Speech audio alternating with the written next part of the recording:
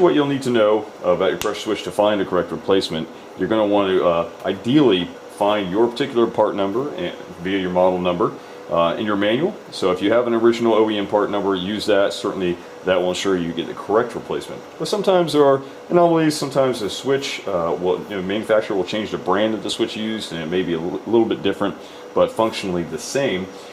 So you may have a different connection, possibly a different thread size. It happens every now and then, but to ensure you get the most I say current switch for your model, look it up in your manual by model number. If you don't have that, what you can do is you can look at a few different specs here and match up one of these switches for what you need. For instance, the first thing to look at is definitely the pressure setting. This right here, this furnace switch, is a cut-in pressure of 90 psi, cut out pressure of 120 psi, and typically it will state that either on a little label on the outside of the switch